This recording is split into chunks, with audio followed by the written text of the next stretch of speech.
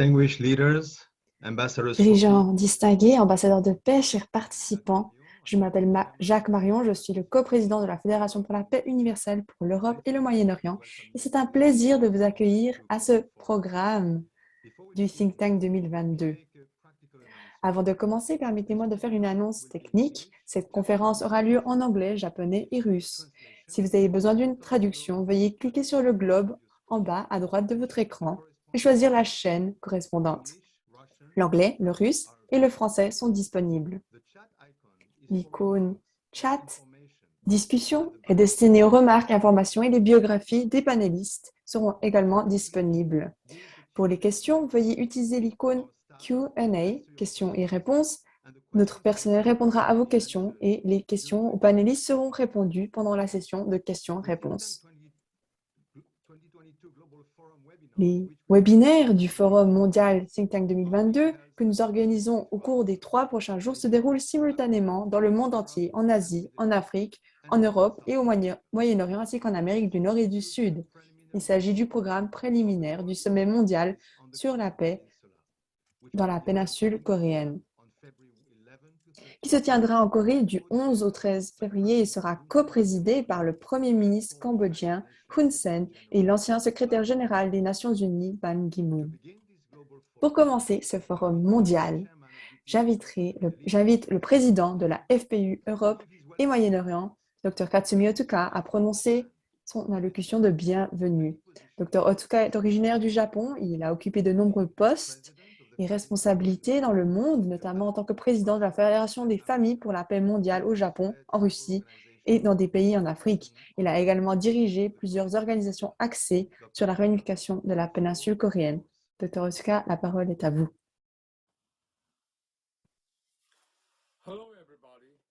Bonjour à toutes et à tous, panélistes respectés, ambassadeurs de paix et chers amis de la FPU. Je suis très heureux de vous saluer en tant que représentant de la FPU Europe et Moyen-Orient. Je tiens à vous exprimer ma sincère gratitude pour votre participation à ce programme, le Forum mondial Think Tank 2022. L'année 2021, comme vous le savez bien, nous avons organisé plusieurs webinaires sur le thème de la réunification pacifique de la péninsule coréenne pour commémorer le 30e anniversaire de la rencontre du fondateur de la FPU avec le président de la Corée du Nord, Kim Il-sung. Nous sommes très heureux d'avoir pu inviter à notre programme de nombreux dirigeants politiques, religieux, des universitaires, des chefs d'entreprise et des médias de renommée mondiale. À la suite de ces webinaires, le programme Think Tank 2022 a été créé pour réaliser la paix sur la péninsule coréenne et la paix dans le monde. Et le programme auquel vous participez maintenant est le nouveau départ de la série du programme portant le nom de Think Tank 2022, qui est un groupe d'experts.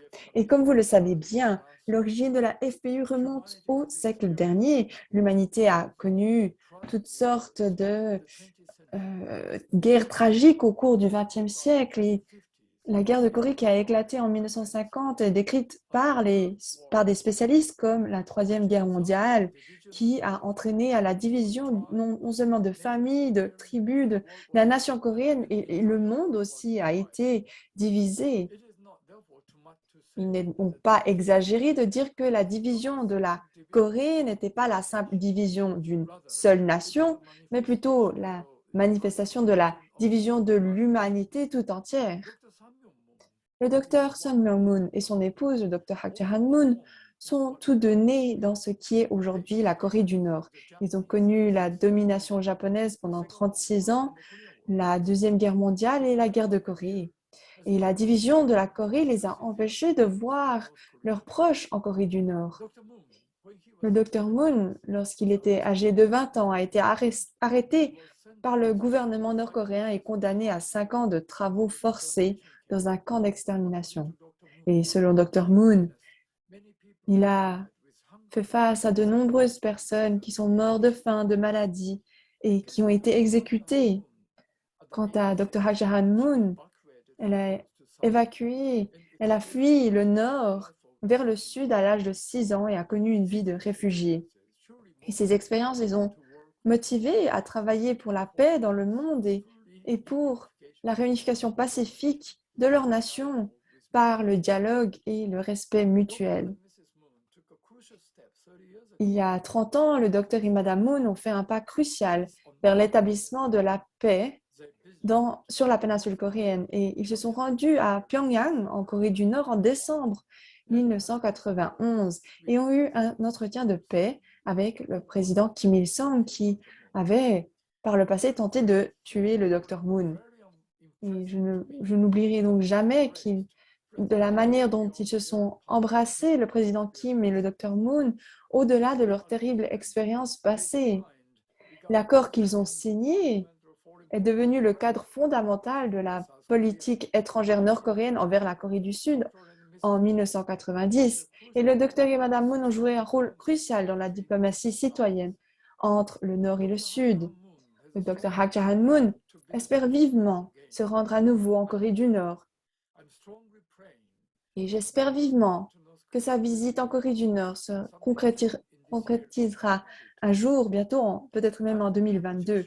Et je suis très heureux de vous faire part d'un événement passionnant qui aura lieu en février prochain en Corée. La FPU internationale accueillera la conférence du sommet 2022 mondial dans la ville de Séoul en Corée du 10 au 13 février. Étonnamment, cette conférence est co-sponsorisée par le gouvernement cambodgien et la lettre d'invitation signée par le Premier ministre, son Excellence Hun Sen, et par l'ancien secrétaire général de l'ONU, son Excellence Ban Ki-moon, a été envoyée à tous les participants de 157 nations dans le monde. Je suis très enthousiaste à propos de cet événement. Chers amis de la FPU, dans le monde d'aujourd'hui, de nombreux problèmes sont intimement liés et ne peuvent être résolus par un seul pays. Le docteur et Madame Moon ont donc présenté la nouvelle idéologie de la pensée Headwing. Selon l'idée des fondateurs, les mots-clés de la FPU seront l'empathie, la coopération, le dialogue, avec un cœur de vivre pour les autres, un véritable amour vrai. Et nous avons beaucoup de chance de pouvoir continuer à aller de l'avant avec vous, avec ce sommet pour la paix mondiale, avec un esprit de vivre pour le bien des autres. J'ai encore beaucoup de choses à partager avec vous, mais permettez-moi de terminer mes salutations en vous exprimant à nouveau mes profonds remerciements pour votre participation à ces conférences du Forum mondial Think Tank 2022 organisé par la FPU Europe et le Moyen-Orient. Je vous souhaite une discussion fructueuse dans ce programme. Merci beaucoup. Merci, Dr. Otsuka, pour votre message de bienvenue. Chers participants, un programme nous attend au cours des 3 prochains jours avec 9 webinaires mettant en vedette d'éminents intervenants de chaque association de la FPU, à commencer par des parlementaires, des chefs religieux, des chefs d'État, des universitaires, des femmes, des chefs d'entreprise, des représentants des médias et des artistes. Et comme ce premier forum est organisé conjointement avec la FPU Japon, nous sommes heureux d'avoir un public très large aujourd'hui, allant de l'Europe, du Moyen-Orient jusqu'à l'Extrême-Orient. Et je tiens donc à adresser à vous tous des salutations chaleureuses. J'espère que vous aurez une excellente expérience. Donc, sans plus tarder, je vais passer la parole à Peter Heider, le président de la FPU Autriche, qui a aussi été le co-organisateur de cette session. Donc, Peter, la parole est à vous. Mesdames et messieurs, les panélistes, participants du monde entier, je vous envoie mes salutations de Vienne. Je m'appelle Peter Heider. Comme Jacques-Marion l'a dit, je suis le coordinateur de l'Association internationale des parlementaires pour la paix en Europe et au Moyen-Orient. Depuis sa création, la Fédération pour la paix universelle travaille en étroite collaboration avec des parlementaires du monde entier pour construire un monde de paix durable fondé sur des principes universels. Les fondateurs de la Fédération pour la paix universelle, le révérend Dr. Sun Myung Moon et le Dr. Hak Ja-han Moon, ont lancé cette initiative mondiale des parlementaires pour la paix en 2001. Des événements d'inauguration de l'IAPP ont été organisés dans le monde entier, en commençant par Séoul, en Corée, en 2016, où elle a été officiellement inaugurée au Parlement de ce pays, puis aux chambres du Parlement en Grande-Bretagne, pour l'Europe et le Moyen-Orient et sur tous les continents dans le monde entier. Nous devons surtout garder à l'esprit que la péninsule coréenne reste divisée. Aujourd'hui encore, plus de 70 ans après le début de la guerre de Corée, les citoyens de la péninsule coréenne attendent toujours le moment de pouvoir communiquer et de voyager librement dans leur patrie. C'est pourquoi nous organisons cette série de conférences dans les prochains jours. Alors qu'on organise cette conférence conjointement avec UPF Japon, je passe à présent la parole à Monsieur Yasushi Matsumoto, qui est le coordinateur de l'IAPP au Japon et qui va partager quelques paroles de leur travail et investissement au Japon. Vous avez la parole, Monsieur Matsumoto.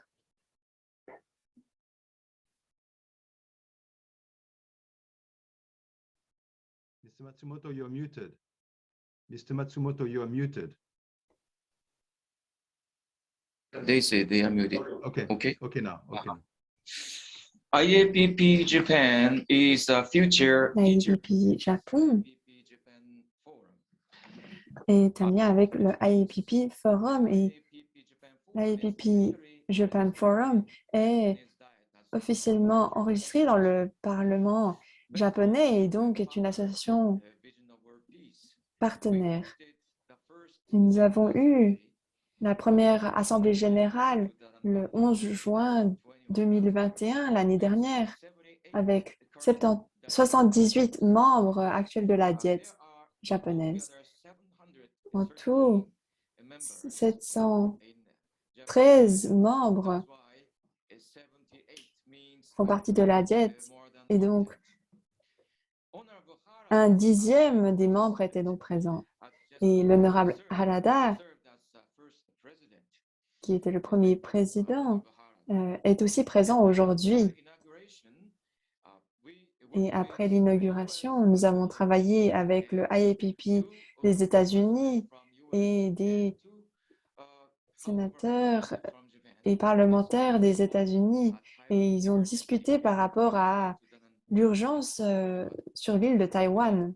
Ceci a eu lieu en juillet 2021.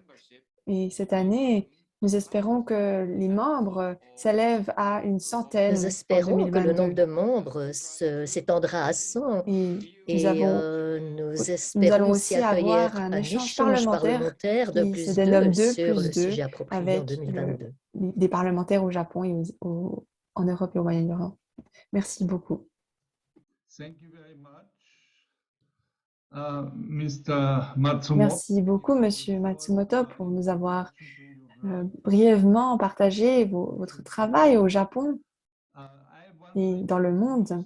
J'aimerais à présent introduire la modératrice de cette session, Dr. Béatrice Bischoff, est membre du conseil d'administration de l'Association des affaires étrangères à Munich, en Allemagne. Et elle a étudié à l'université Ludwig Maximilian de Munich. Ses domaines d'études étaient non seulement les sciences politiques, mais aussi le droit constitutionnel et les sciences littéraires. Et elle a obtenu le titre de docteur avec l'histoire économique et sociale comme domaine de spécialisation. Et jusqu'en 1996, elle a été membre du conseil d'administration de l'entreprise de sa famille et ensuite elle a complété sa formation en tant que journaliste de télévision au sein du groupe Kirch Media. Et dès lors, elle travaille à présent comme journaliste de télévision, mais aussi politologue et autrice. Et c'est lors de son PhD, lors de son doctorat, elle a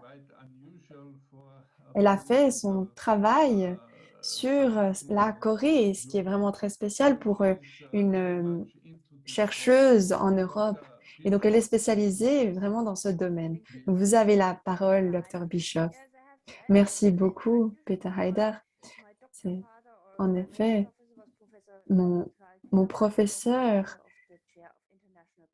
lors de mon doctorat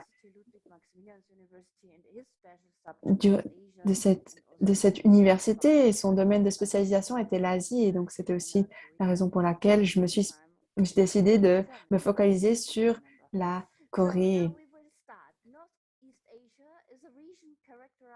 L'Asie du Nord-Est est une région caractérisée par la présence de trois des plus grandes économies du monde, la Chine, le Japon et la Corée du Sud. Et c'est pourquoi elles donc sont un mélange de cultures et de traditions qui ont eu beaucoup d'échanges. Et aujourd'hui, ces nations ont une capacité extraordinaire avec des innovations technologiques et un business mondial.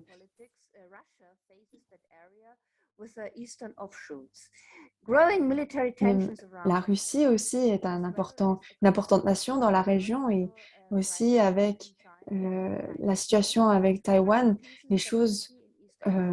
les rivalités technologiques sont grandes aussi avec la Chine et les États-Unis.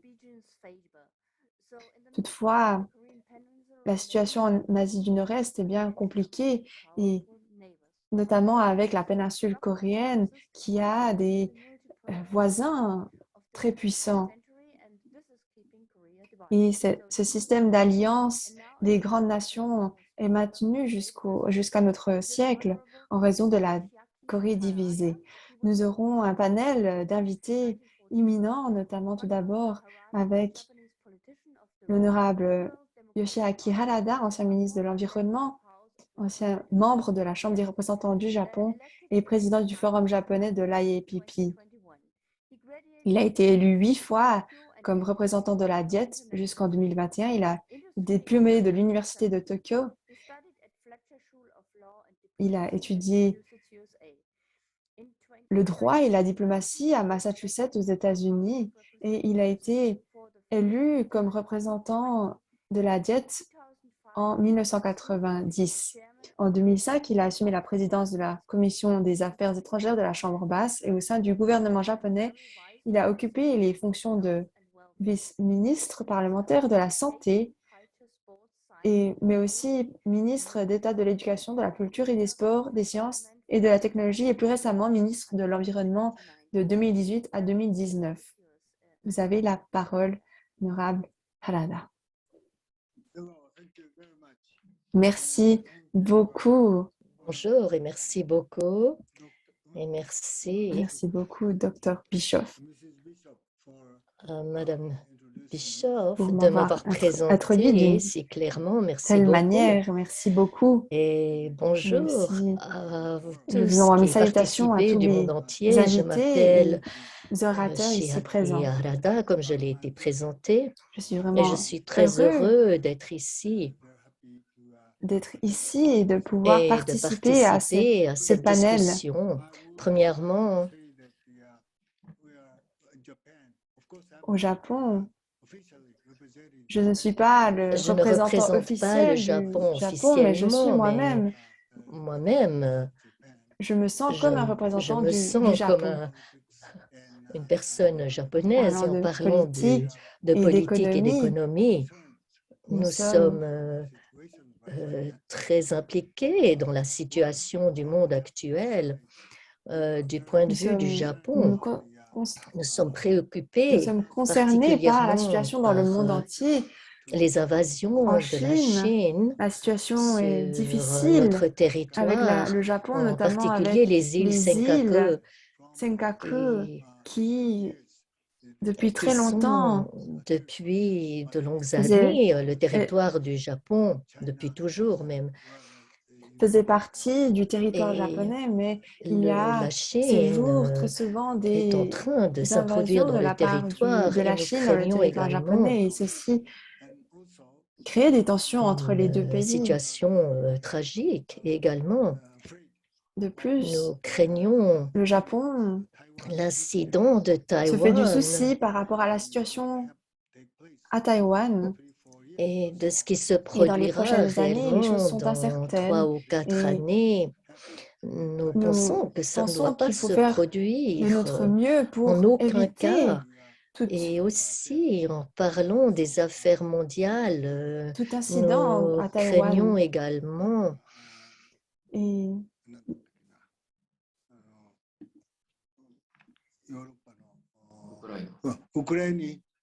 nous faisons aussi du souci par rapport à l'Ukraine, les la problèmes situation en des Ukraine, et nous Nations espérons que les Unies choses vont se résoudre et que de manière la politique, situation par des discussions, le politique dialogue, et entre les et notamment avec États-Unis et la les Ligue États-Unis et la Indo-Pacifique et Russie et aussi l'Ukraine, que le dialogue avec puisse la résoudre la Russie. situation Tout actuelle et ça mettre fin doit se à ces terminer tensions de de manière manière pacifique pacifique et par le avec dialogue. des discussions de part et d'autre.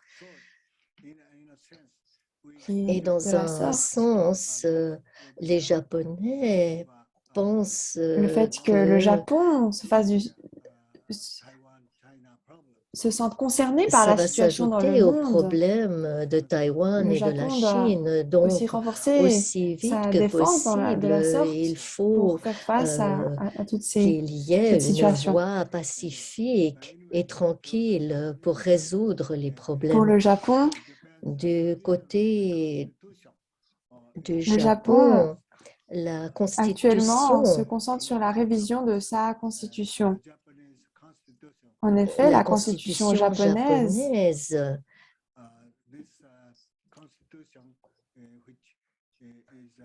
qui est la présente constitution avec japonaise nous actuelle, n'est en plus réalité, d'actualité n'est pour les plus à jour Japonais. pour Dans un la population sens, japonaise. l'article L'article 19 9 qui inclut la qui situation parle de la par rapport à la défense défense qui empêche japonaise en relation avec le Japon l'armée, les de forces renforcer sa armées. puissance militaire.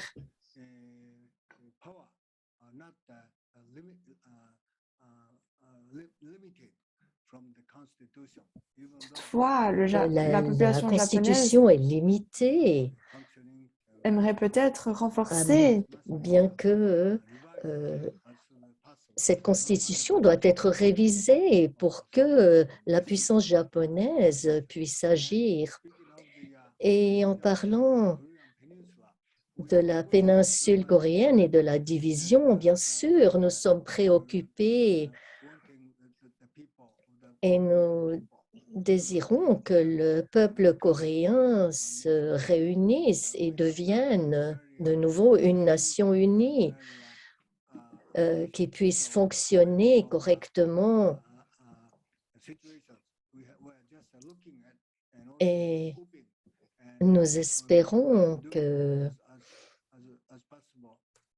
cela se produise aussi rapidement que possible. Mais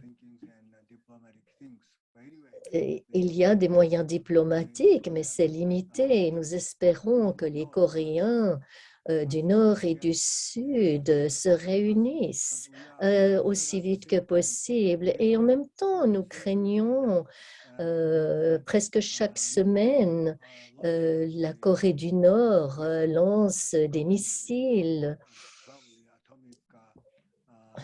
et probablement il y a un problème atomique également. Et nous aimerions que le président Kim Jong-un arrête ce genre de procédure et devienne plus global, un citoyen global. Merci. Thank you very much, Honorable Harada. Now I may add a question to you. Is China's interest in concluding a peace treaty on the Korean Peninsula connected with its interest to undermine the US military presence in South Korea? What does the Japanese government think of a multilateral approach on peace on the Korean Peninsula? How could it look like? Slowly, realistic, pragmatic? This are in case there are two questions, but interesting one. I hope you could answer. Thank you. これは非常に微妙な問題ですからね、日本語で答えますけどもね、Donc, je vais répondre en japonais parce que c'est une question très délicate. Premièrement, la Chine et la Corée, la péninsule coréenne, je ne pense pas qu'ils soient nécessairement en train de se réunir pacifiquement et je pense que la situation est très dangereuse. En ce moment, le Japon et la Corée, malheureusement, sont dans une situation d'inimitié et la relation entre le Japon, les États-Unis et la Corée, c'est une situation relativement délicate. Et quand on considère la Corée et le régime de Moon Jae-in,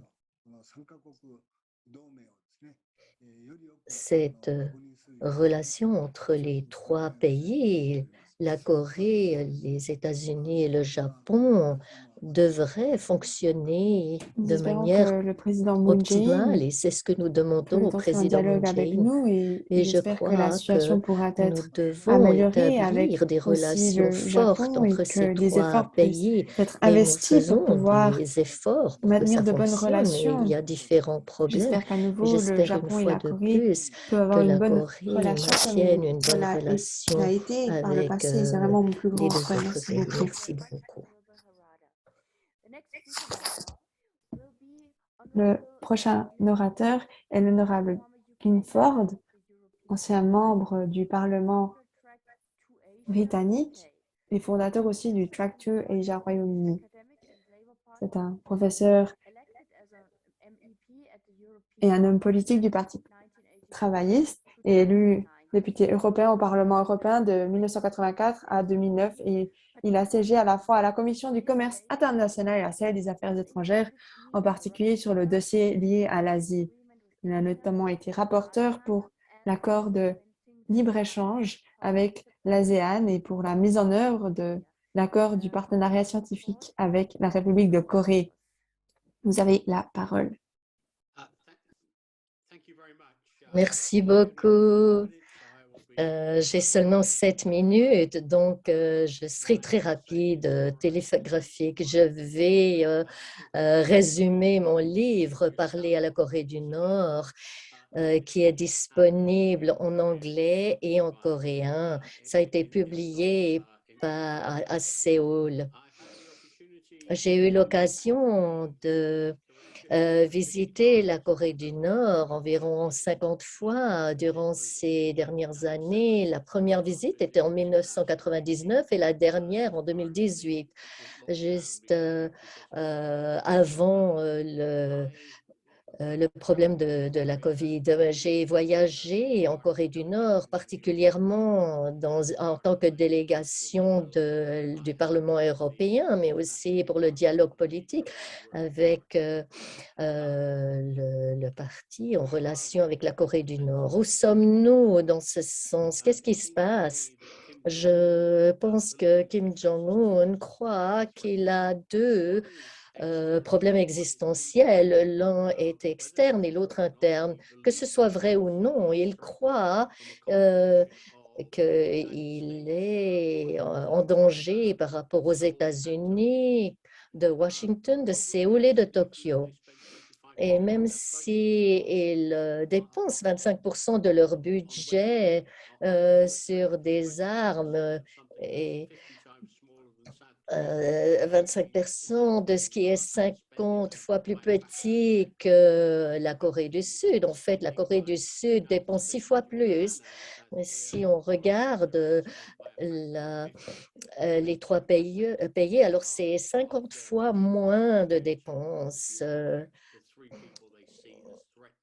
Donc, ils voient les autres comme des problèmes fondamentaux. Et donc, les missiles de destruction sont vraiment un problème. Mais c'est grâce à ce programme qu'ils se sentent forts et ils continuent de tester pour une sorte de raison, parce qu'ils utilisent le même argument que les États-Unis en continuant les exercices en Corée du Sud par les États-Unis. Ils doivent maintenir leur capacité, donc ils doivent aussi le faire. Et puis, ils essayent aussi de faire avancer leur programme d'armes et nucléaires. Tout comme tout le monde le fait, les États-Unis aussi, tout le monde développe leurs armes. Et troisièmement, ils essaient aussi de vendre leur technologie d'armes. Et je ne pense pas maintenant pour certaines raisons, mais c'est une provocation. Ça, c'est le problème extérieur. Mais intérieurement, ça vient de Pyongyang. Ils veulent que leur niveau de vie soit maintenu. Le développement d'armes de destruction massive a comme conséquence des sanctions, ce qui rend la situation très difficile pour améliorer l'économie. Et les Coréens du Nord disent qu'ils pourraient développer leur économie, tout comme la Corée du Sud, Singapour et Hong Kong, si seulement ils n'avaient pas ces pressions de l'extérieur. Mais bien sûr que s'ils ont leurs armes de destruction massive, cela ne fonctionnera pas. Et maintenant, du point de vue sanitaire, ils disent qu'ils n'ont pas de cas de COVID, et c'est probablement vrai. Ils ont tout fermé, même avant la Chine. Mais le problème, c'est que ça a des coûts économiques énormes. On entend ça dans les discours de Kim Jong-un, qu'il indique que la priorité doit être sur l'agriculture pour éviter la famine. Ce n'est pas au bénéfice des agriculteurs, mais des personnes dans les zones urbaines pour qu'ils ne meurent pas de faim. Et on a ce problème. Et il y a eu des réformes économiques. C'est un autre pays de ce qu'il était il y a 25 ans. Il y a une énorme différence de standard de vie entre les riches et les pauvres.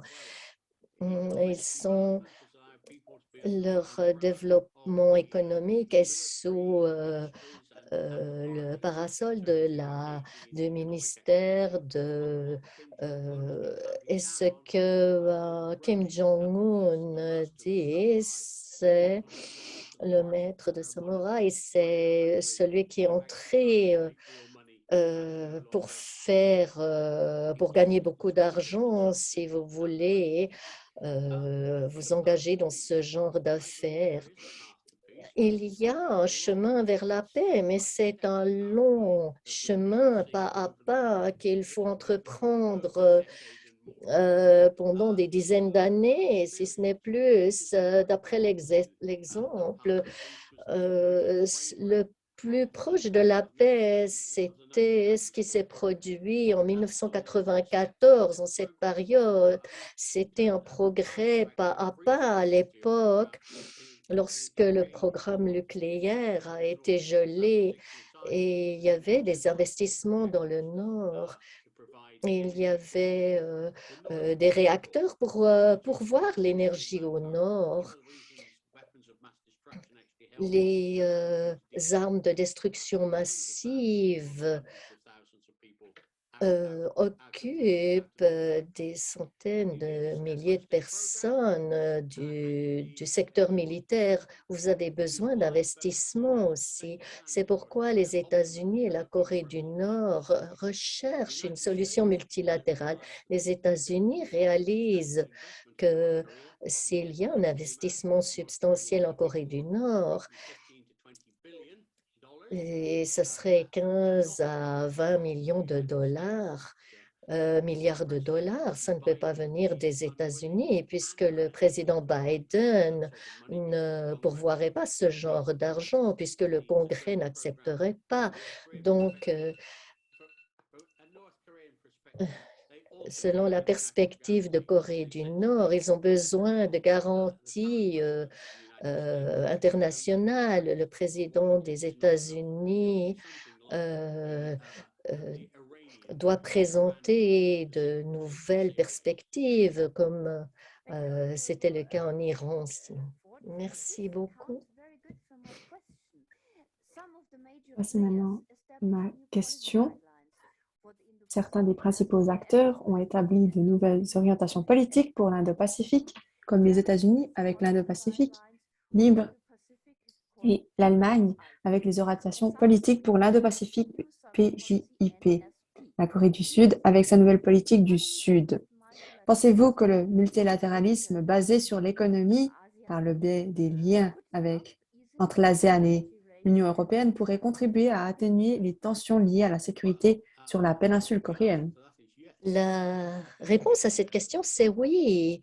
On y arrive, mais un des problèmes du passé, c'est que les Chinois n'aiment pas le modèle des 6 parties. Et du point de vue de Pyongyang, c'est que Tokyo sabotage les 6 parties, mais ce n'est plus le cas nécessairement. C'était lors de la dynastie Abe. Maintenant, il y a un nouveau Premier ministre.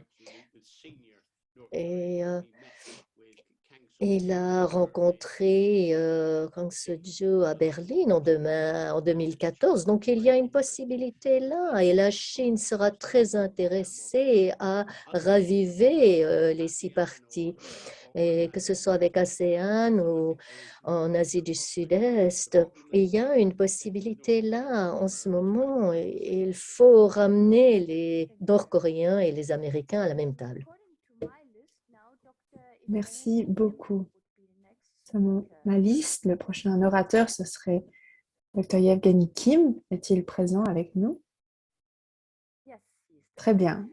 Vous êtes ici présent. Bonjour, Dr. Kim.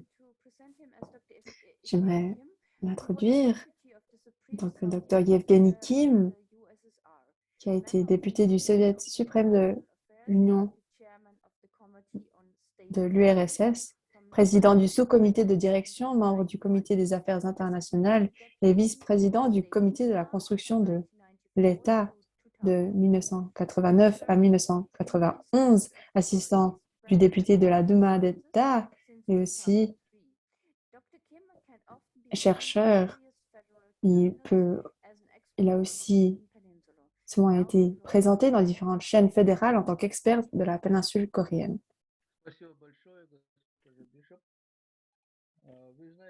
Merci beaucoup. J'avais un texte préparé, mais j'ai entendu que l'orateur précédent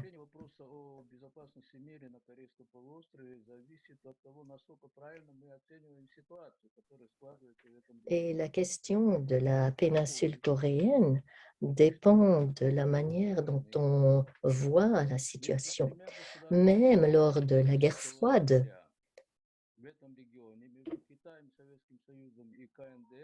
entre les 3 pays,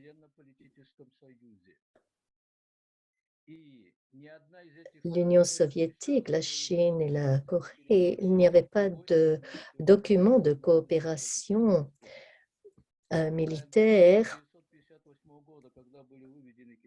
les uns avec les autres, particulièrement dans les armes, d'amener des armes et une base militaire sur le territoire de Corée du Nord pour la Chine. Mais en Corée du Sud, jusqu'à présent, il y a une base militaire. Comment est-ce que vous pensez que les gens en Corée du Nord considèrent cette situation? Pendant toutes ces années,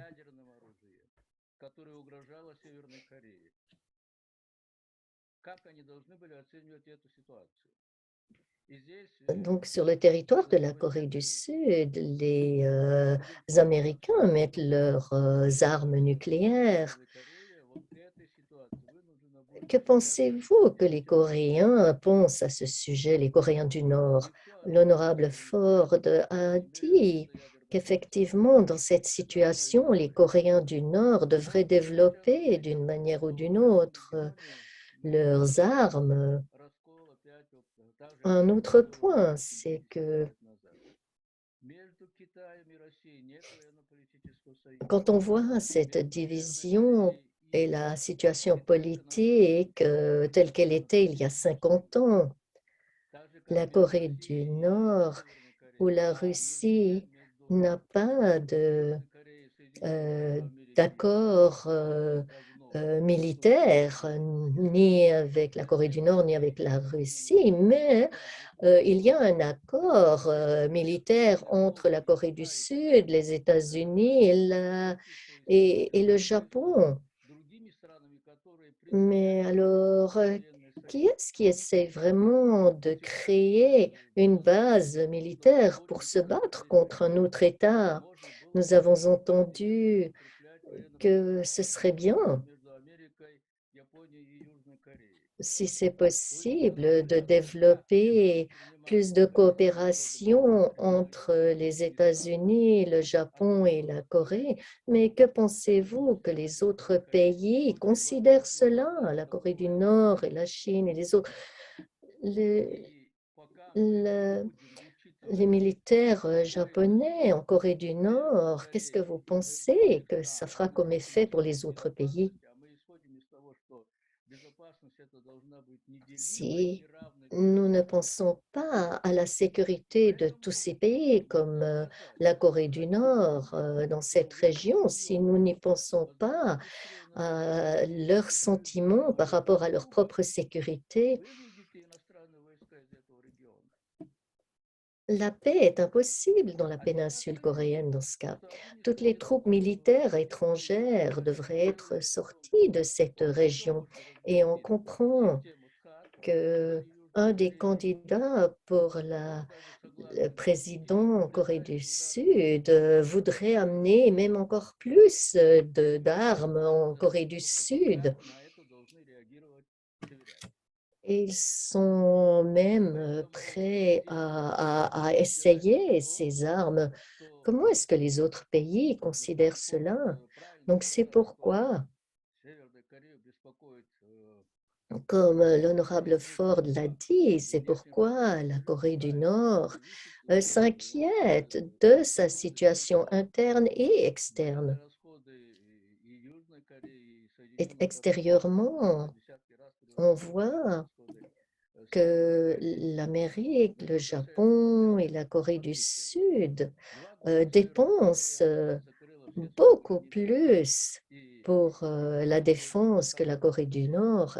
Ça fait 2 ans que la Corée du Nord a fermé toutes ses frontières. Vous savez, l'année passée, même s'il y a eu beaucoup de problèmes avec le climat en Corée du Nord, ils ont pu récolter beaucoup plus que pendant les 10 années précédentes. Et c'était dans les circonstances où ils ne pouvaient pas communiquer avec d'autres pays. Donc, il y a un potentiel en Corée du Nord. Et quand nous entendons que les Coréens du Sud et les Américains veulent apporter plus d'armes pour lutter contre la Corée du Nord. C'est faux parce que la Corée du Nord ne surmonteront toujours toutes sortes de sanctions et de problèmes et ils survivront. Je vais terminer mon discours.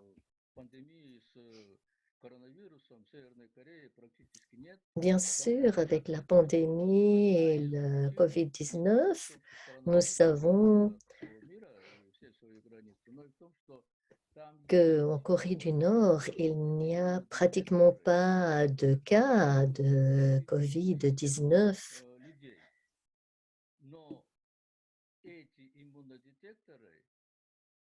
Parce qu'ils ont tout fermé, ils ont interdit les voyages de tout le monde et c'est pour ça que cette maladie ne s'est pas étendue. Mais ils ont leur propre production aussi dans le domaine médical, mais ils ne peuvent pas le montrer à qui que ce soit d'autre dans le monde parce qu'ils ont les sanctions. Merci beaucoup. Je termine ce que je voulais dire. Merci, Dr. Kim. Maintenant, une question pour vous aussi. Que pensez-vous de l'impact du dispositif militaire chinois, de sa modernisation et aussi de ses exercices sur l'Asie de l'Est et de la péninsule coréenne? Quel est l'impact de la perte du traité INF sur la péninsule coréenne? Ну, вы знаете, Китайская Народная Республика, Vous наверное, savez, в том времени, когда она вынуждена la была, Chine, из-за того, что она была тогда слабой, объявлять quand elle 1450-е était faible, Соединенным Штатам Америки о недопустимости нарушения ее воздушного пространства. И сейчас она пытается защитить себя таким образом, чтобы больше никогда не повторялось такое положение. et ils ont dû interdire de voler sur leur territoire, mais maintenant ils sont devenus forts et maintenant ils peuvent procéder de manière différente. Mais la Chine ne fait pas partie de ce traité. По боеголовкам, по ракетам и так далее. Китайская Народная Республика La Russie et la Chine ont des dialogues, ils travaillent ensemble, ils coopèrent. которые имеются в России и Соединенных Штатах Америки. И в этом La смысле Chine essaye d'arriver au même niveau que la Russie et les États-Unis au niveau des armes. специфической угрозы нападения Китая на Тайвань. Зачем? Mais Нет там никакого нападения. И je ne никак comprends pas pourquoi les États-Unis parlent de danger de la Chine par rapport à Taïwan, de la même manière que il y a beaucoup de voix qui se dirigent contre la Russie, qui risquent d'envahir l'Ukraine. Ils ne savent même pas comment sortir de cette situation, puisque il n'y a pas vraiment de substance à cette discussion. Et la Chine aussi, pour eux, il n'y a pas de raison d'attaquer Taïwan. Ils développent leur économie et leurs relations diplomatiques et ils veulent s'intégrer plus les uns avec les autres. Donc, nous devons réfléchir au fait que le Japon, la Chine, à ce qui s'est produit pendant la Deuxième Guerre mondiale et aussi en Corée du Sud, dans quelle mesure est-ce qu'ils comprennent ce qui s'est produit pendant la Deuxième Guerre mondiale? Les Russes se souviennent aussi également de ce qui s'est produit à cette époque. Et jusqu'à présent, nous nous sommes libérés de tous ces souvenirs, de toutes ces situations qui se sont produites. Et pourtant, toute cette histoire n'a pas été surmontée dans la région. Et donc, c'est impossible d'amener la paix. La Chine ne veut pas envahir un autre pays puisque leur développement économique serait détruit. Ils ont tellement de commerce avec les autres pays. Donc, ils ne pourraient pas se permettre d'envahir qui que ce soit. Долги превышает ВВП страны, но очень хочется каким-то образом избавиться от этих долгов. А война, Et она bien sûr, хороший способ избавиться от них. nous comprenons que les pays qui ont beaucoup de dettes, ils veulent essayer de surmonter ces dettes et amener toutes ces dettes aux autres pays.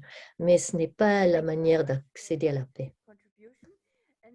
Merci beaucoup pour votre contribution. J'aimerais maintenant laisser la place à Madame Nina Novakova. Est-ce bien correct que vous êtes prochaine? Oui.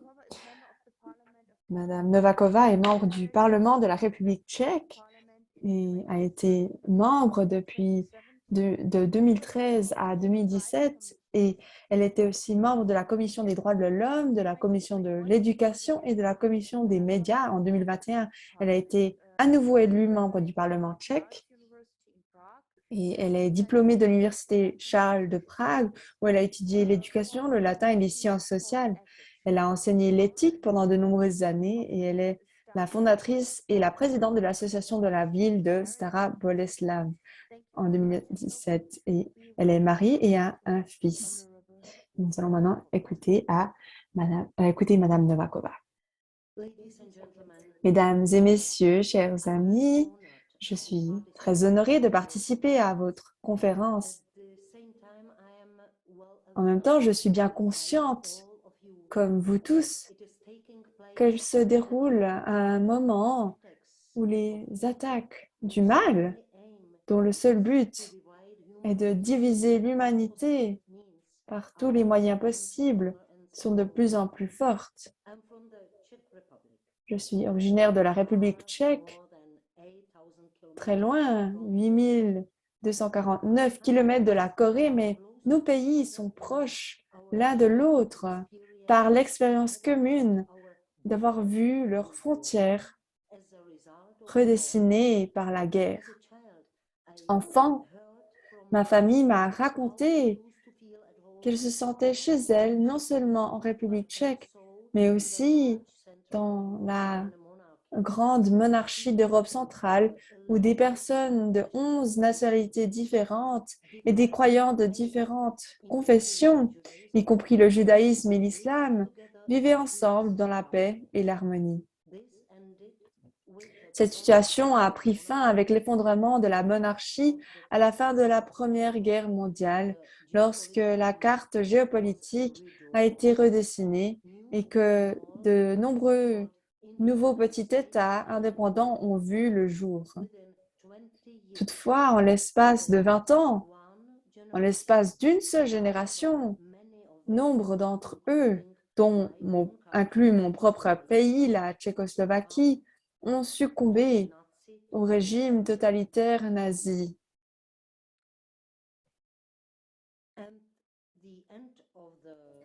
À la fin de la Seconde Guerre mondiale, les puissances alliées ont décidé de redessiner une nouvelle fois l'Europe centrale. La ligne principale était une division entre le bloc soviétique et l'Europe occidentale. 3 ans plus tard seulement, notre pays, une démocratie pluraliste, hautement éduquée et industriellement développée, s'est retrouvé du côté où les libertés civiles ont rapidement disparu et où un système de parti unique, le règne du Parti communiste, a été inscrit dans la Constitution. Le sort de notre voisin occidental le plus proche, l'Allemagne de l'Est, a été encore pire. Le rideau de fer a divisé non seulement la nation, mais aussi les familles pendant 40 longues années. Permettez-moi de vous faire part d'un fait intéressant qui illustre la forte conscience qu'ont les pays européens de leur identité nationale. Lorsque le bloc communiste s'est effondré et que mon pays, la République fédérale tchécoslovaque, a retrouvé sa liberté, la nation éthiquement la plus proche de nous, la nation slovaque, a décidé de suivre son propre chemin séparément. C'est ce qu'elle a décidé de faire, mais malgré notre séparation, nous sommes restés partenaires les plus proches de l'Europe centrale. Nos langues sont très similaires et des milliers de familles, tant en Tchécoslovaquie qu'en République tchèque qu'en Slovaquie, sont véritablement tchèques, slovaques. Revenons maintenant à la situation de l'ancienne Allemagne de l'Est. Le régime d'État a maintenu de nombreuses familles strictement divisées, mais grâce à Dieu, la continuité des liens humains ont réussi à combler ces 40 années de régime communiste. Même si cette année, l'Allemagne sera réunifiée Depuis 32 ans, certaines études démontrent qu'un fossé subsiste entre les Allemagnes de l'Ouest et l'Allemagne de l'Est. La Corée, avec sa longue histoire qui s'étend sur des millénaires, n'a pas été divisée par une ligne entre les parties orientales et occidentales. Cette ligne sur le 38e parallèle nord n'a pas été tracée par la nation coréenne. Elle n'a pas été tracée par les ancêtres des jeunes Coréens d'aujourd'hui, au nord comme au sud. Le peuple coréen n'a pas délibérément divisé son cœur et son esprit. Tant qu'au 14e méridien ici dans mon pays jusqu'au 126e méridien en Corée, le sort de millions de familles était entre les mains de superpuissances. Mais il y a une différence. La division de l'Allemagne n'a pas déclenché une autre guerre. Permettez-moi de partager avec vous deux souvenirs personnels. Mon père m'a dit à quel point mes parents étaient bouleversés par les événements de la guerre de Corée, en particulier ma mère, qui craignait que l'apocalypse d'une guerre mondiale ne se répète. À cette époque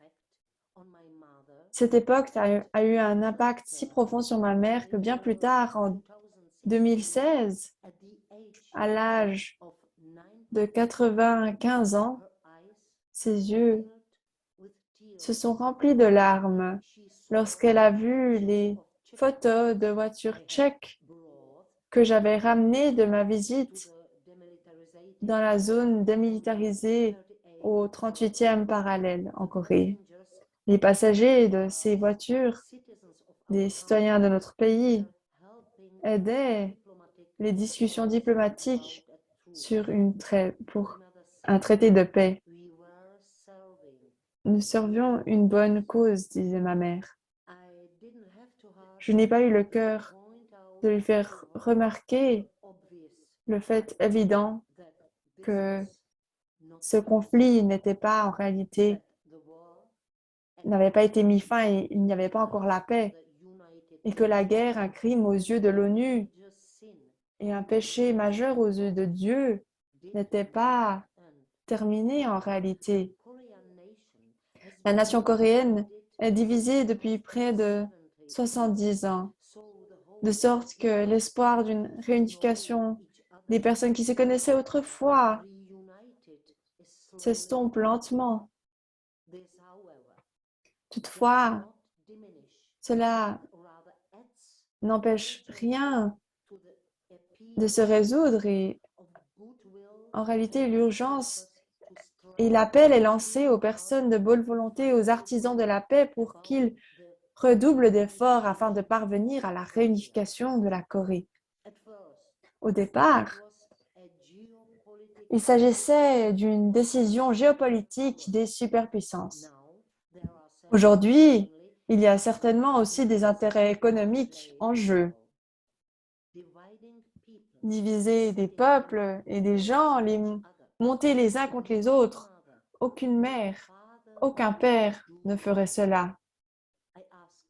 Je demande à toutes les personnes en autorité d'aborder les négociations et de proposer et de donner des propositions, d'avoir un état d'esprit parental. La guerre est un crime, la guerre est un péché, et diviser les nations et les familles est contraire à l'humanité. Nous devons donc oser rêver à de nouvelles familles dans lesquelles un parent viendra du nord et l'autre viendra du sud. Et nous devons donc oser rêver au retour de l'ordre naturel des choses, des siècles et des millénaires passés et de l'histoire. Chers amis, en tant que membre du Parlement tchèque, j'ai rejoint le groupe interparlementaire des Amis de la Corée du Sud. De tout mon cœur, j'espère sincèrement qu'un jour, ce sera le groupe des Amis de la Corée unifiée. Ne perdons pas espoir. Après tout,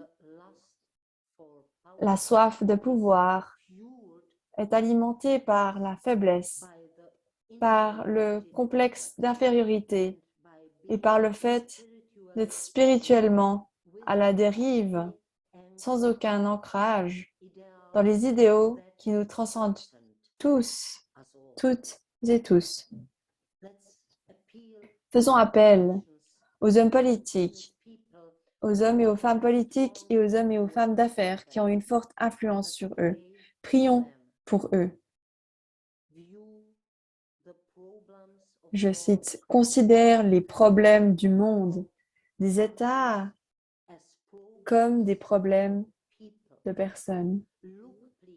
Regardez, s'il vous plaît, à travers les yeux de parents, car ces yeux sont pleins d'espoir, de foi et d'amour. » Merci pour votre attention. Merci beaucoup.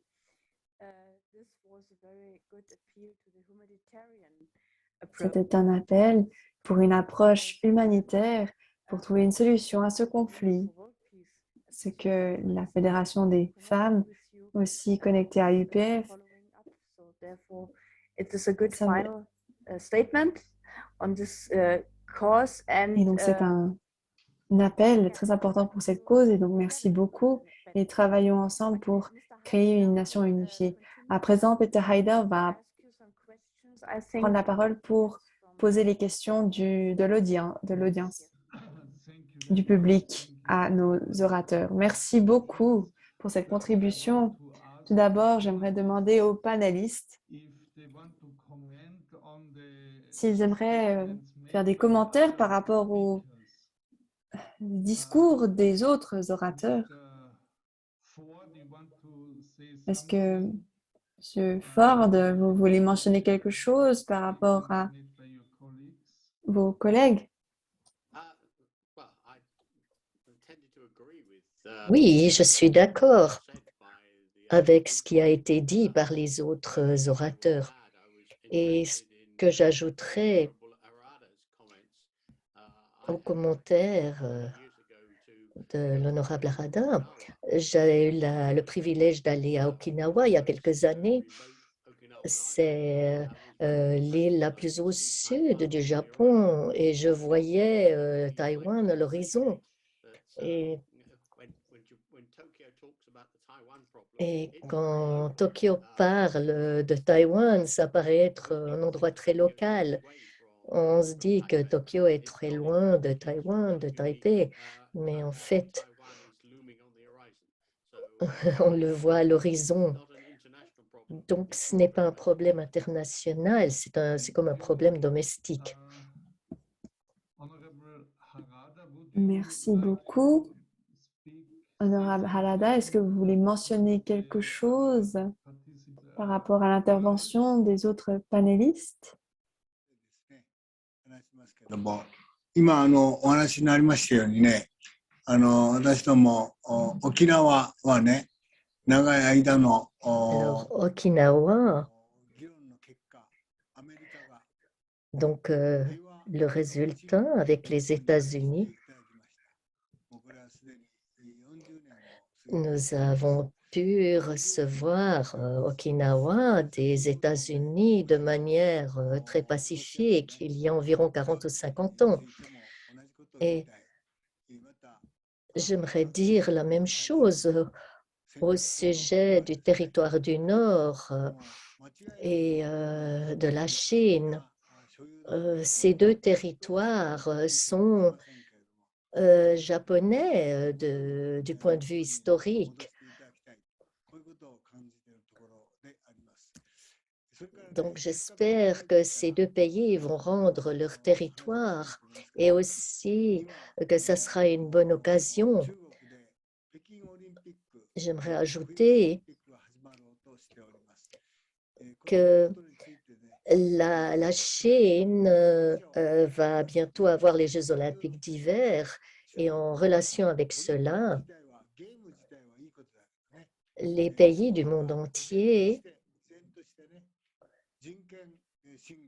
d'avoir des Jeux olympiques, c'est très bien, mais la Chine a beaucoup de problèmes en relation avec les droits humains.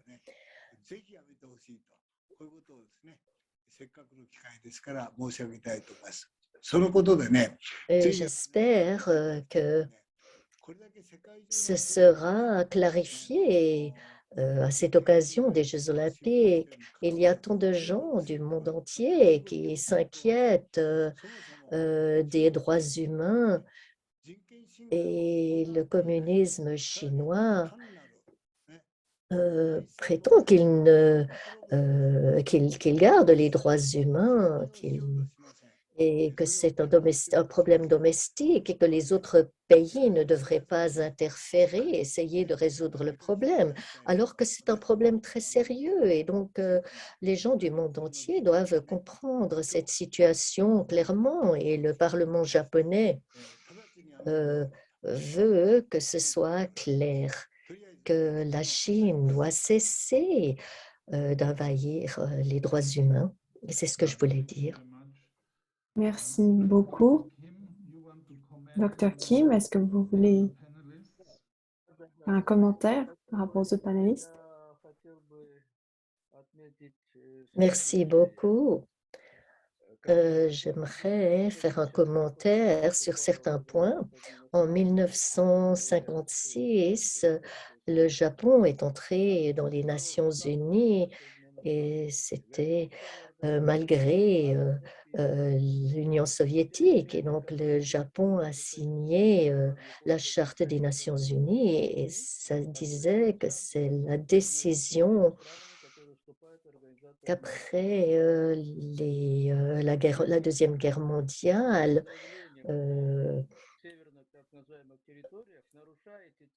donc lorsqu'on parle des territoires du Nord, vous violez le traité qui a été signé en 1956 lorsque le Japon est entré dans les Nations unies. Et je suis très intéressée par ce que l'honorable Novakova a dit, de se souvenir qui a suggéré de diviser la Corée en nord et sud. Ce n'était pas proposé par l'Union soviétique, c'était proposé par Harry Truman, le président des États-Unis. Est-ce que vous vous souvenez de ce fait? C'est l'initiative qui est venue non pas de l'Union soviétique, mais des États-Unis. Merci beaucoup. Merci beaucoup. J'ai maintenant des questions du public. Une première pour l'honorable Harada. La Corée et le Japon sont des alliés qui semblent naturels, actuels en raison de l'alliance politique. Mais qu'est-ce qui rend tellement difficile pour la Corée et le Japon de mettre leur passé derrière? C'est une question de Michael Balcom du Royaume-Uni.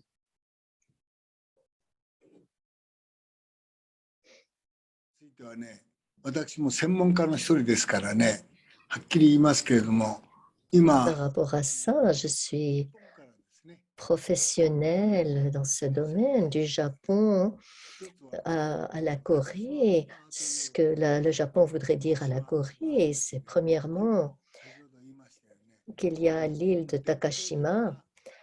Et comme je l'ai dit, c'est traditionnellement l'île du Japon. Et ce dont nous nous souvenons du passé, c'est que la Corée, quand l'armée japonaise que les Japonais ont pris des femmes et les ont abusées sexuellement. C'est une mécompréhension de la Corée et il faut que le monde comprenne cela, que c'était une erreur. Et nous essayons de dire qu'il y a une mécompréhension et ça fait longtemps que la Corée et le Japon ont eu de bonnes relations. Et les élections présidentielles vont se produire sous peu et j'espère que nous pourrons discuter de tous ces points et rétablir une bonne relation car nous sommes des pays voisins et nous avons une relation profonde et ce sont des choses que d'autres pays ne comprennent probablement pas. Donc, il faut que ces deux pays, Corée et Japon, résolvent ces problèmes. Thank you.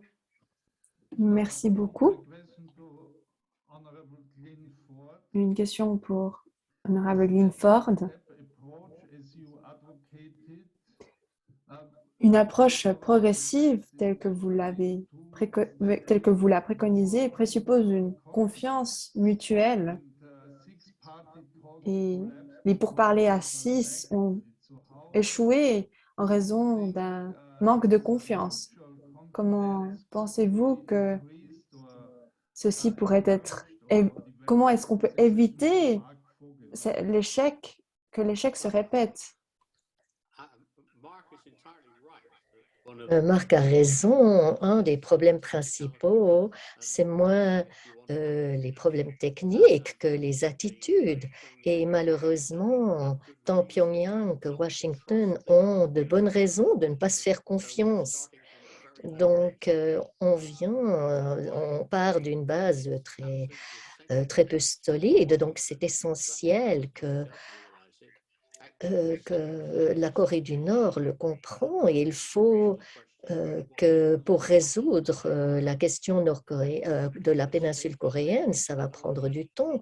C'était probablement une erreur à Hanoï de ne pas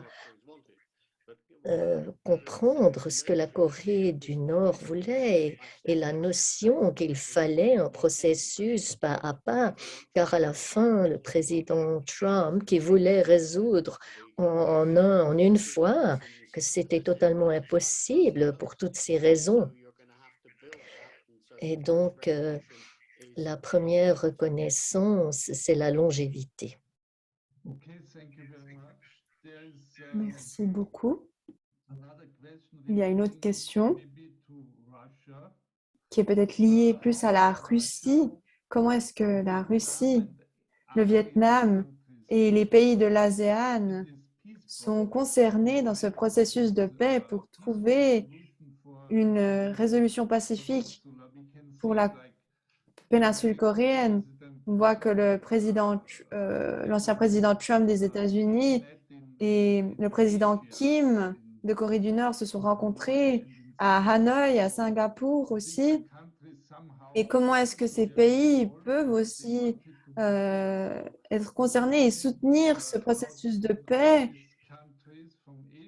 Ces pays d'Asie, comment est-ce qu'ils peuvent contribuer à la résolution pacifique en Corée? C'est une question c'est une question pour Dr. Kim de Dr. Ivana Haluskova. Je pense que de toute manière, ces pays sont importants car ils ne soutiendront pas seulement la position des États-Unis, ils soutiendront des conditions mutuelles et égales dans toute la région. Et si on a ces garanties, alors toutes les nations de ces pays sont consultées. Alors c'est le premier pas pour la paix dans cette région. La Corée du Nord fait des tests nucléaires, mais depuis 4 ans, ce n'est pas le cas. La Russie et la Chine ont suggéré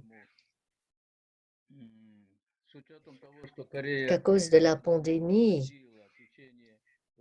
et parce que la Corée du Nord ne suit pas les accords et qu'ils n'ont pas fait de tests nucléaires, de missiles, la Russie et la Chine suggèrent de diminuer les sanctions,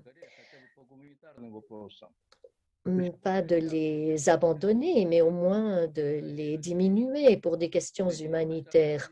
Et ce serait bien si tous les pays pouvaient écouter ces suggestions, mais le Royaume-Uni et les États-Unis ne prennent pas, et le Conseil de sécurité ne prennent pas cela au sérieux.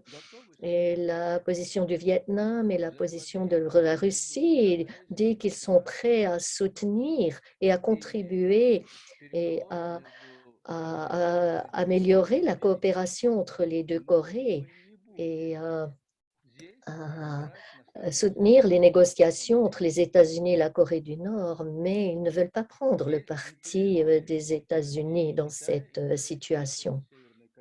Et bien sûr, il y a beaucoup d'intérêts de la Russie, de la Chine et des États-Unis qui sont impliqués, mais je veux mettre en évidence que en Corée du Nord, il n'y a pas de présence militaire étrangère. Il n'y a pas de base militaire étrangère et au contraire, en Corée du Sud, il y a des manœuvres combinées avec les États-Unis en Corée du Sud. Et conformément à la décision du président sud-coréen Moon Jae-in, ces manœuvres ont été réduites, mais ensuite elles ont recommencé ces manœuvres. Et ce genre de manœuvre jointe, c'est connecté au plan 15.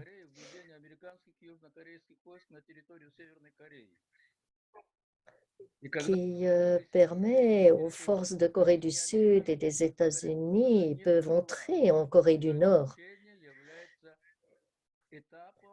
Et les États-Unis et la Corée du Sud ont parlé de ça de manière ouverte et que leur manœuvre était une préparation pour faire ça, pour envahir la Corée du Nord. Et lorsqu'on considère ce genre de pas et de manœuvres, il y aura encore moins de confiance de la part de la Corée du Nord. La Russie s'intéresse beaucoup à la situation de la Corée et de la péninsule coréenne et à des négociations avec la Corée du Nord et avec les États-Unis. Mais je veux mettre en évidence qu'ils ne veulent pas se mettre juste du côté des États-Unis. Merci beaucoup. Dr. Kim. Merci beaucoup, Dr. Kim. J'ai une autre question pour l'honorable Harada. Le Japon et la Corée sont très connectés économiquement avec la Chine actuellement. Il y a une interdépendance importante au niveau économique, mais de l'autre côté, au niveau idéologique et politique, ils sont plus connectés aux États-Unis. Donc, comment est-ce que ces défis peuvent être résolus et surmontés?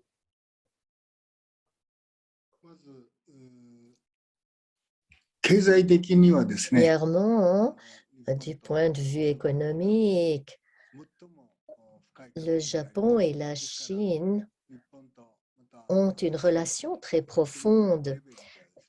Et donc, le Japon et la Chine, au niveau du peuple, ils ne ressentent pas de problème. Et en même temps, du point de vue politique, comme ça a été mentionné, il y a des disputes territoriales de ces îles, Senkaku, mais aussi de Taïwan. Et par rapport à ces problèmes, le Japon s'inquiète énormément. Et aussi, le Japon et les États-Unis ont aussi une relation très profonde. Les États-Unis représentent le monde entier et essaye de gérer le problème de l'expansion de la Chine. Tout le monde attend des États-Unis d'influencer dans ce domaine et le Japon travaille aussi pour cela et dans ce processus, la Corée, nous espérons que la Corée va aussi coopérer de cette manière. Bien que la Corée ne soit pas complètement alignée avec le Japon et la Corée, du point de vue économique et politique, est opprimée par la Chine et ils sont inquiets à ce sujet. Merci beaucoup. Merci beaucoup. J'ai une autre question, peut-être pour l'honorable Linford. Comment est-ce que les États-Unis et la Corée du Nord peuvent retourner sur la table des négociations? Quels facteurs peuvent jouer un rôle? Il me semble qu'actuellement, il y a une pause. Oui, c'est vraiment, rien ne bouge en ce moment. Les Coréens du Nord ne répondent pas aux demandes des États-Unis de se réengager dans des discussions. Et puis, ils ont été très dérangés par ce qui s'est produit à Hanoï et tout l'engagement proactif qui s'est produit dans le ministère des Affaires étrangères de Corée du Nord, ça a été remplacé par un nouveau groupe de personnes qui ont des positions très dures aussi dans le ministère des Affaires étrangères. Ça veut dire que les États-Unis sont beaucoup plus forts dans cette relation et ils doivent faire des concessions, même si ce ne sont que des concessions mineures. C'est les États-Unis qui doivent faire le premier pas et je suggère que l'administration Biden, pour de bonnes raisons, bien qu'il y ait d'autres problèmes de la situation en Afghanistan, en Iran, en Ukraine, à Taïwan. Donc, président Biden aussi a des problèmes domestiques. Donc, il semblerait que nous retournions à la patience stratégique qui avait lieu sous l'administration Obama. C'est une négligence. Nous sommes retournés dans cette situation après ce que les Coréens du Nord ont fait en essayant d'empêcher le COVID et ils sont forcés à une table de négociation malgré les sanctions. C'est une désillusion.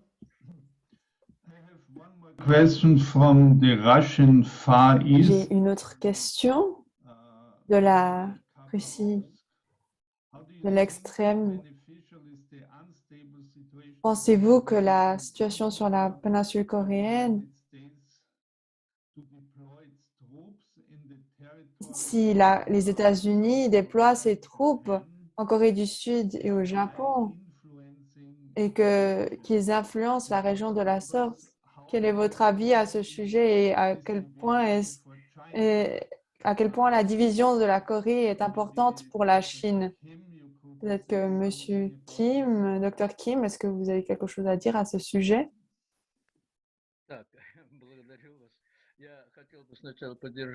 Merci beaucoup.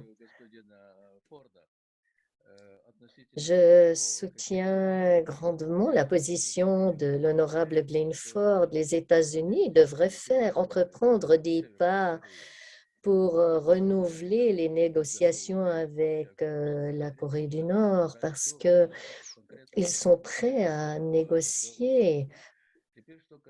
Donc, il faut un thème à discuter et entreprendre des pas dans cette direction. Par rapport à la question de la Chine et des États-Unis, à quel point ils s'intéressent à la division de la Corée Pour les États-Unis, je pense que dans une certaine mesure, ils pensent que c'est utile, que la situation soit surmontée. Mais aussi, il faut se rappeler des nombres qui ont été évoqués par Honorable Ford de dépenses militaires par les États-Unis et le Japon, hein, qui est bien plus grand. Donc, en relation avec ces nombres, c'est dur de croire que la Corée du Nord attaquera les États-Unis. S'ils ne le feront pas, parce qu'en entreprenant ça, ils détruiraient leur propre pays et leur propre peuple. Donc, dans une certaine mesure, les États-Unis peuvent profiter de la division sur la péninsule coréenne. Et il faut aussi considérer le fait que il y a des dépenses supplémentaires des bases américaines en Corée du Sud. Et je crois que si les forces américaines étaient enlevées de la Corée du Sud, ce serait bon. Et qu'en est-il de la Chine? La Chine n'a pas besoin de cette division. Mais si la péninsule coréenne se réunifiait selon le scénario américain,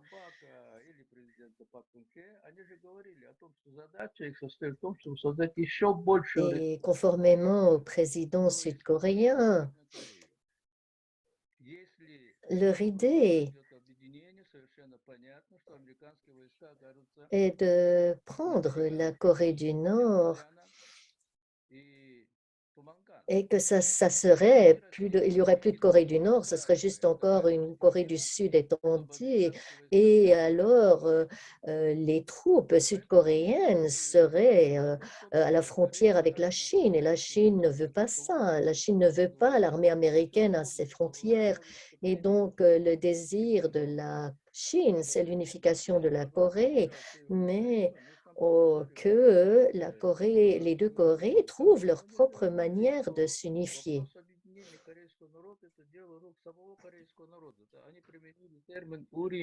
Le président Kim Jae-jong, selon l'accord, s'il y a une unification entre les deux Corées uniquement sans intervention extérieure,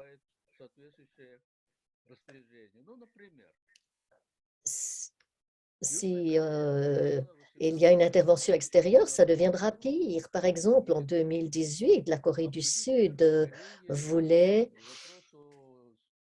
négocier avec la Corée du Nord au sujet d'une autoroute.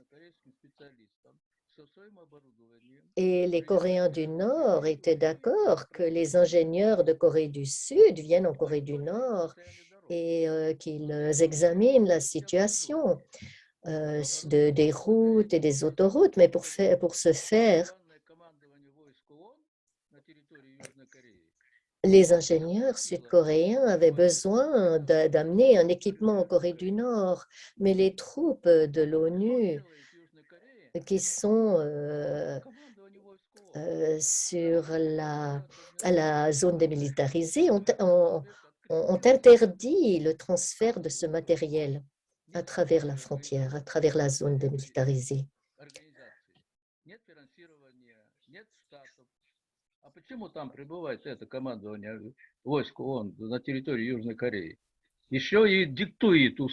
Donc, aucune nation ne peut garder le 38e parallèle, mais ces troupes qui sont à la frontière dictent les conditions et dans ce sens, ils empêchent le processus de réunification entre le Nord et le Sud. Et je pense que c'est très important que la Corée du Sud agisse indépendamment sur leur propre péninsule. Et je suis d'accord que les deux Corées se mettent d'accord sur des projets économiques futurs, mais ces projets ont été enterrés à cause des demandes des Nations unies.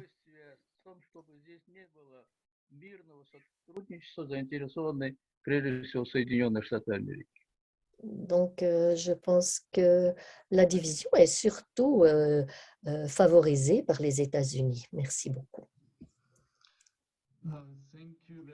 Merci beaucoup. Nous arrivons maintenant à la fin de cette vidéoconférence. Merci beaucoup à tous nos panélistes. Tout d'abord, honorable Harada, honorable Ford et aussi docteur Yevgeny Kim. C'était vraiment intéressant d'entendre ces différents points de vue et aussi de différentes sphères politiques.